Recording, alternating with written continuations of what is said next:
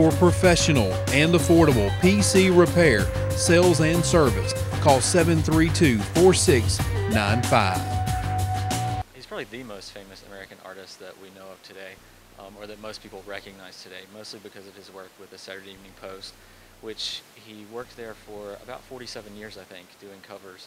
And he's basically known as the quintessential American artist. He painted scenes of everyday America, the America that he saw, and he thought most people didn't really take the time to see the everyday people doing things that we all take for granted, like walking down the street or playing golf or something just kind of random like that most people don't think of. Now, these pictures specifically are sort of in line with Tom Sawyer and Huckleberry Finn, and for many of us who have read the books, to be able to have a visual to associate with it, it's interesting to see his interpretation of those words.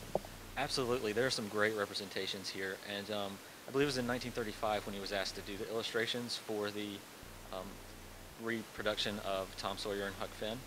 And he actually traveled to Hannibal, Missouri, which was Mark Twain's hometown, to gain inspiration for the images. So a lot of the images you see actually drew inspiration from where Mark Twain lived, which is the city that inspired the novels themselves. So it's really great to see that piece of American history and that part of America that inspired the actual stories. Toying with the idea of how to display them, they came in two different suites, is what they call them, the Huck Finn and the Tom Sawyer. And a lot of times when I get exhibits and things, I just kind of, a lot of curators like to mix things up and just kind of throw them around, but I thought in this case it would be a great idea to kind of display them separately for each story and in sort of somewhat of a chronological order that kind of goes with the story, so that you can kind of see the story as you're walking through the exhibit. And I thought that would be a fun way of kind of displaying it. As far as handling it, that's always a lot of fun. That's kind of a delicate process. You have to do the whole white glove inspection, go through and inspect each image, each frame, piece by piece, going over it with a fine-tooth comb, which can get kind of tedious, but in the long run it's kind of fun because you're the person who gets to stand here and handle an actual Norman Rockwell. How many people can say that they've done that? So it's kind of a unique experience. While they are just opening tonight in terms of the display to the public, when you have to send them back, is there a sadness? Are you sad to see your friends go away? Yeah, that is kind of sad. With a few exhibits in the past, there have been a few great pieces that I've kind of been a little hesitant to put back in the box and crate up and send away. But ultimately you have to, because you have to think about, you're getting something new when this one goes away, and something more exciting is going to come along, or just as exciting. So.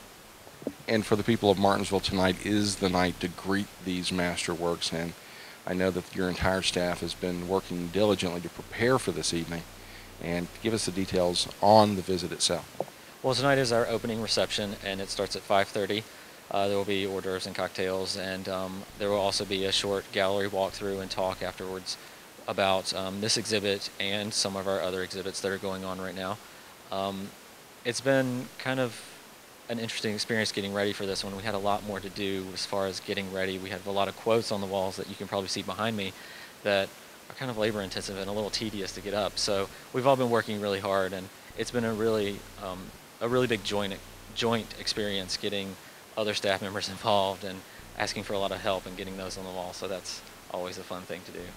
As another component to this overall show, it's going to be a remarkable performance coming up for theater fans. Yes, we have a production coming up. It's going to be at the Black Box Theater, and it's going to be on March 30th at 7:30 p.m. It's called Mark Twain at Large. He's a Mark Twain impersonator who's going to come and put on a great show. And he's also going to be in two schools that have yet to be determined earlier that week. So it's going to be a really fun experience.